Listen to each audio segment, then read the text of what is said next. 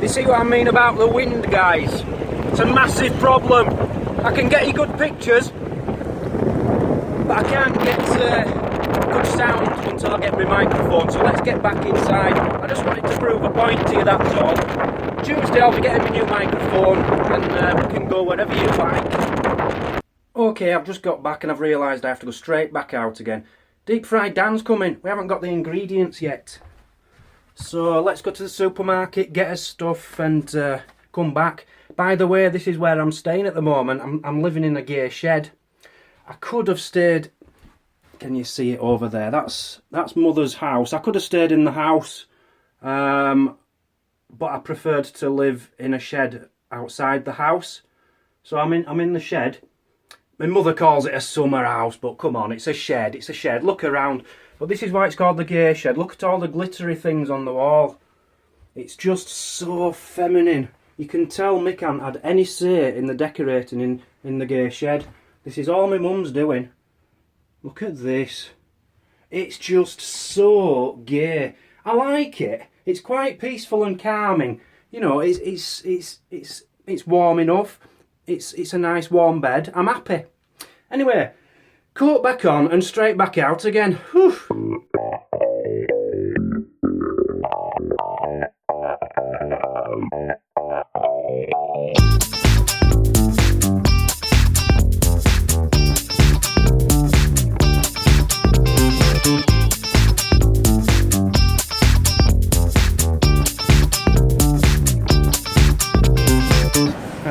The thing I love about this supermarket is around the next corner.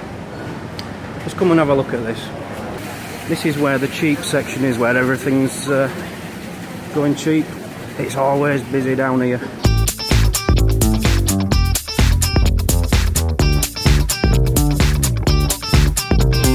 By the way, you'll never get me going down that aisle because I'm borderline posh.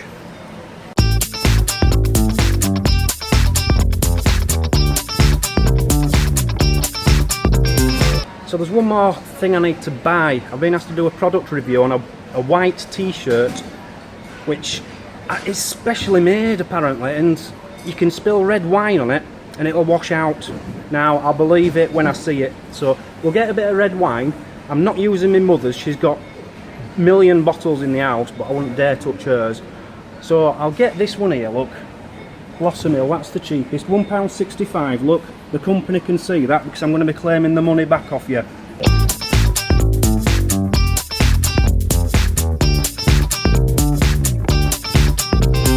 And this is shop number 2. This isn't for me, this is for the family. I don't even like milk and I won't even get any of that bread neither. Hello guys, it's Deep Fried Dan here and happy 2016. I didn't see you much last year, did I? I've not been around, I've just been really busy in all my restaurants and you know how it is. Anyway, I've come in today. I knew this was waiting for me because Digger Dan told me about it. I'm cooking you a meal tonight. I'll tell you what it is. We're having Bob's Chilli and Texas Frito Pie. Okay, I'll go through that in a bit because firstly, he's asked me to do something else which I find a bit odd. There's a letter here from him. Basically, a company called Threadsmiths have sent Deep Digger. I don't know why they've sent it, why he's asked me to do this. It's addressed to Deep Digger Dan. They've given him a white t-shirt and he's basically wanting me to pour some wine on top of it and then try and rinse it out. Well, that won't work, will it? Because red wine stains any white cotton tops. But we'll give it a go, so come with me. Basically, I'm going to strip off now and I'm off into the bathroom and you're going to join me. Come on. I'm not joking. Okay, here we are in the bath. It's the only place I could think to do this experiment. It's too cold outside to do it. So I'll do it in the bath, okay? Firstly, I'll just tell you a little bit about it. It's called a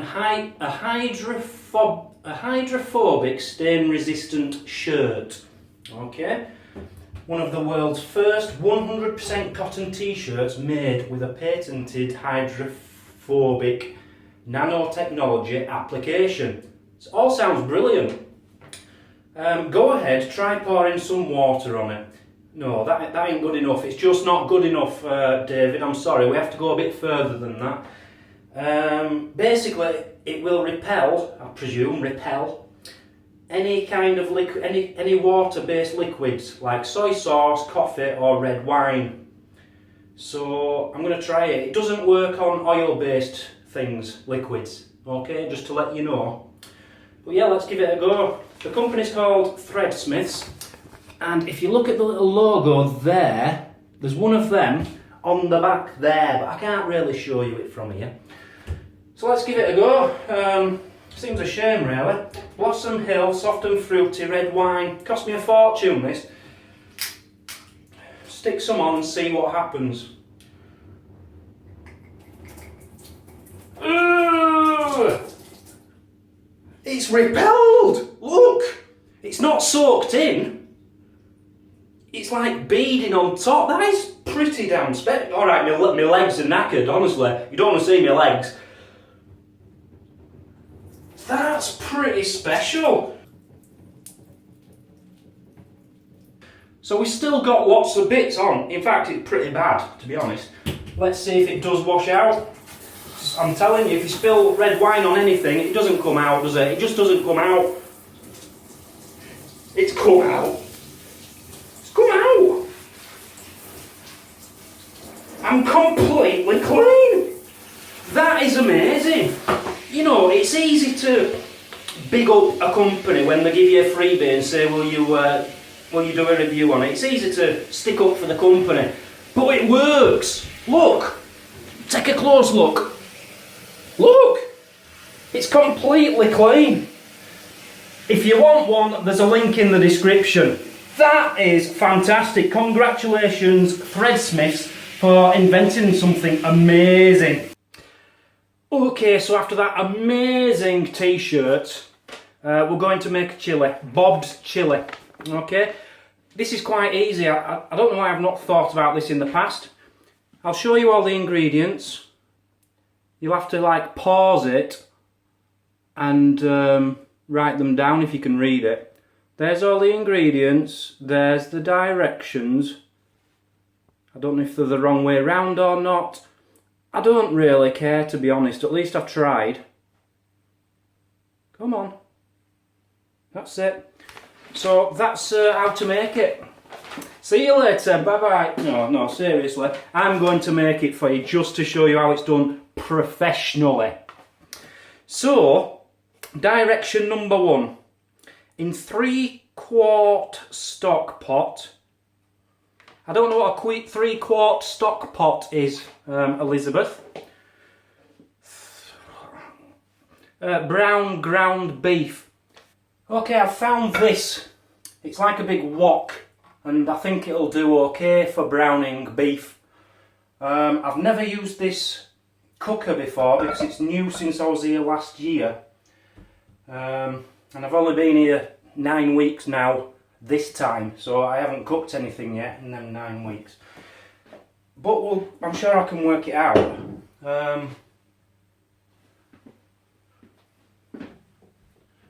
Just give me a second, yeah? Yes, I know you're at work, Mum, but I need to know how to turn this oven on. I'm working as well. Yeah. And that's it. Oh, we're looking for a button or something. Okay, thank you. Bye-bye. Sorry. I'm going to use rapeseed oil tonight. You can use other things like beer or wine, I suppose. Just a tiny drop. I really don't want this too oily. And honestly, in beef nowadays, in any English meats you get nowadays, they're full of water anyway. So I'm going to stick that in there.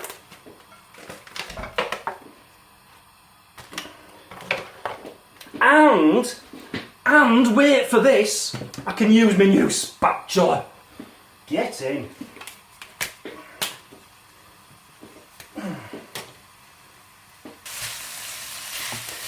So you've got to brown the beef, and I think I've said this before, it's very important to just keep separating it. You don't want big lumps. It just takes you a couple of minutes until it's all separated and brown. It's worth doing, trust me, you don't want a big dollop of meat. Okay, when that's brown, add onions. Oh, I haven't done me. I'm not ready. I'm not ready. Got to be really quick with this onion, because my beef's ready.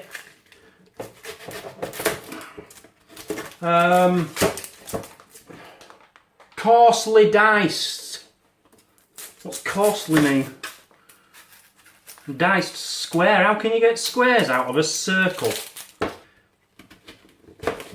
The important thing to remember is don't panic. Just don't panic. You've got plenty of time.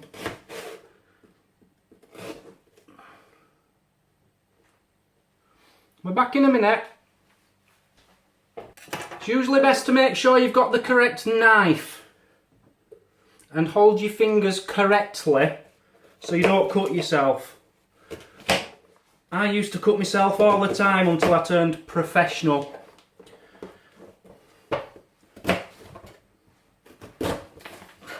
You're not getting squares, Elizabeth, love, I'm sorry. You can give me a recipe and say cut a circle into squares, but it's not possible, is it? Oh, that one's squarey. I was eating my dinner off this the other day. I thought it was a tray, you know, to put on your knee. It turned out it was the chopping board. Okay, so you cut the onions before you start cooking, ideally, and you add it to the ground beef when it's half browned.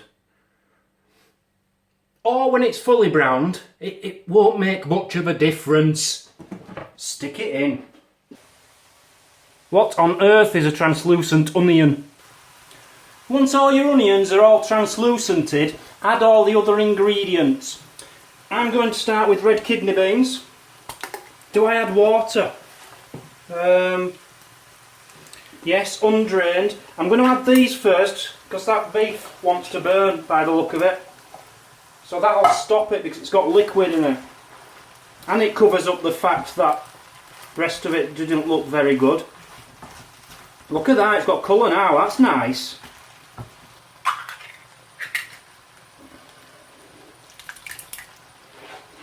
Chopped tomatoes!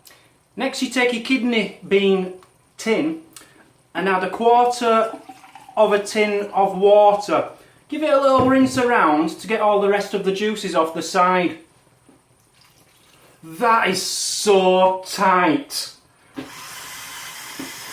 1/2 to 1 tablespoon of salt. 1 tablespoon of chilli powder, which I can do on my new things because it actually says it there, look, it says 1 tablespoon. That means 1 tablespoon. So we'll slap that in.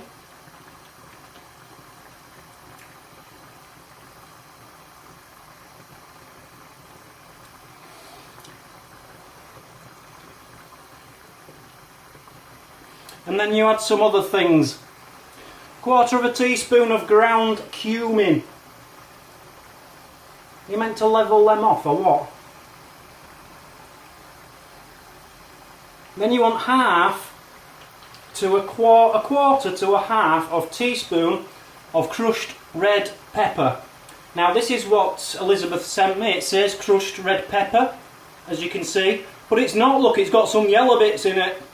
It's not all red pepper in there. God knows what they've topped it up with. So we'll go for like 1 3/4. I'd put it all in, to be honest with you, in my chilli. This is not my recipe, don't forget that. This is something someone sent in. So if it's disgusting, it's not my fault. Some ground black pepper to taste.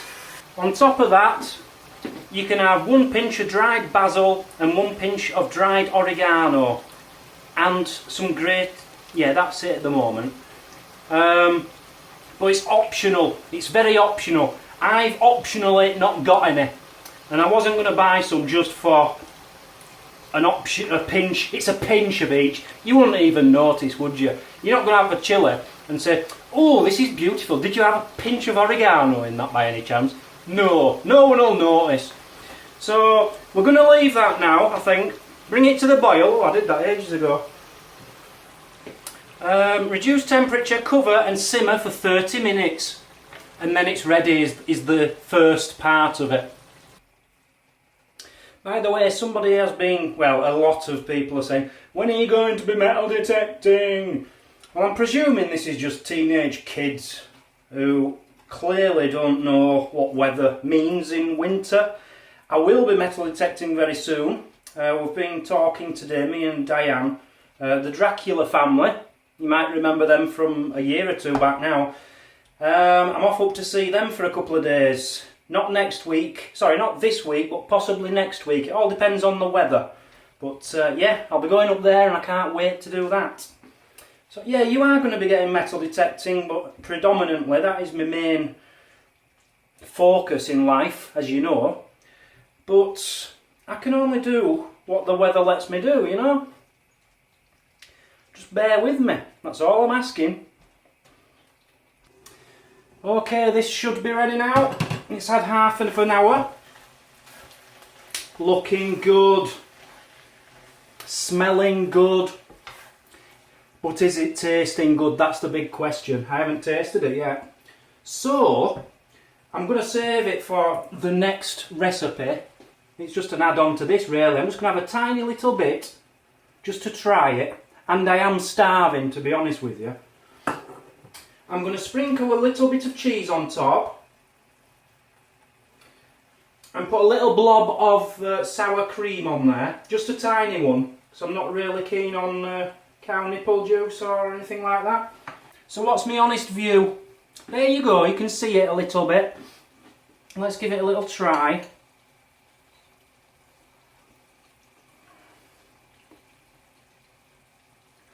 It's lovely, it's really nice.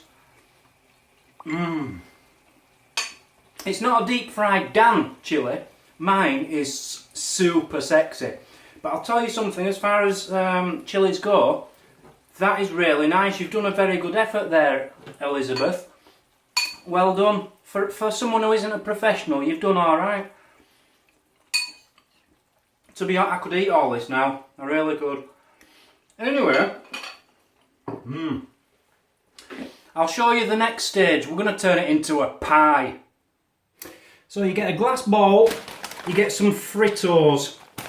We don't have these in England, but I'm sure you can find something similar. You put 1/4 of a bag of them in there. Basically, I'm just going to stick a layer of them in bottom.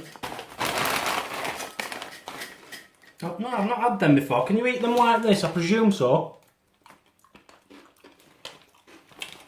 Yeah, they're nice, they're real. Oh yeah, seems a shame to waste them in there. Anyway, and then you put a layer of chilli in. Try not to have your chilli too runny, by the way. I don't know if I've got enough chilli really here.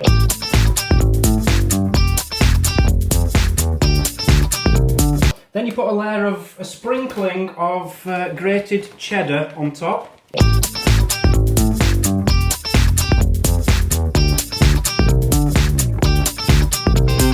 Then we need another layer of these. The rest of the chilli goes in now.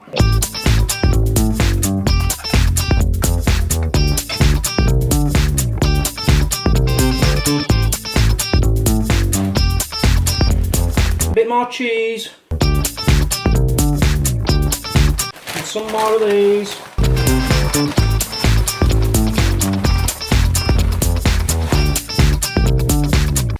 I have washed my hands, mother, don't worry. And then some more cheese.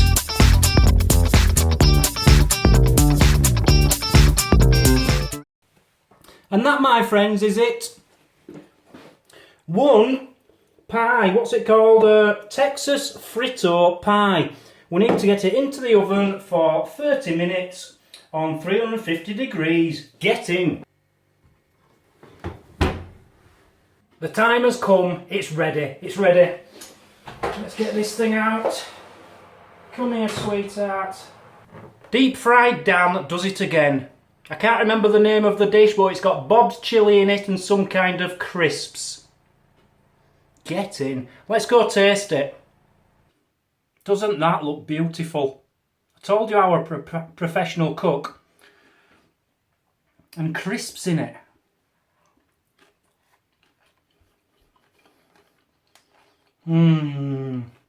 It is nice. Comfort food. Perfect for this time of year. That's really, really nice.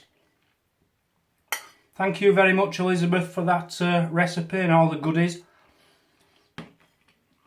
If anybody else wants me to make anything, just send me the ingredients and how to make it on a list. You can email it to me if you want. And I'll give it a go, as long as it's things I can get in this country. If it's ingredients I don't have over here, I can't. You'll have to send it, or I can't make it. Spot on.